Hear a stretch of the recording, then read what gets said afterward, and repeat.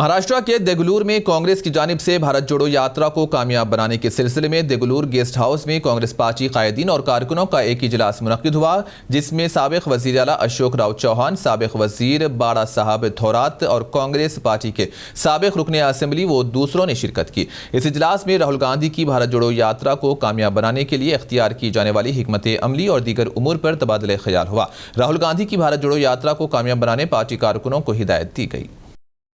राहुल जी के जो भारत जोड़ो यात्रा का जो प्रोग्राम तय हुआ है तो तकरीबन नवंबर महीने में महाराष्ट्र में पहले वीक में आने की उम्मीद है। उसकी पूरी तैयारी हम लोग बड़े ज़ोर शोर से कर रहे हैं। महाराष्ट्र के सभी नेतागण भी आएंगे कुछ देर में और देगलूर से लेकर नांदेड़ तक और नांदेड़ से लेकर फिर अर्धापुर के ज़रिए वो वहाँ आगे हिंगोली जाएंगे। तकरीबन 6 दिन का नांदेड़ से लेकर एक प्रोग्राम है। 2 पब्लिक मीटिंग्स होंगी, एक शायद देगलूर में और दूसरी नांदेड़ में तो पक्का है, दूसरी मीटिंग का भी तय होना है।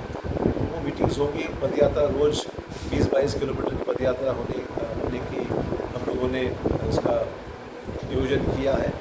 उसके अनुसार 6 दिन का हॉल्ट है नांदेड़ जिले में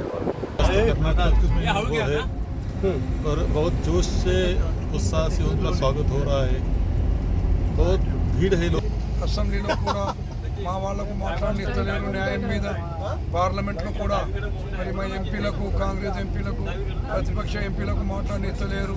పత్రికలకు, మీడియాను కూడా వాళ్ళు కాజేసుకొని మరి ప్రజలను అవస్థ పెడుతున్నారు. నన్ను అడిగితే ఇది భారత్ జోడో పెద్ద యాత్ర, ప్రజలందరూ ఒకటిగా ఉండాలని పోతున్నాడు.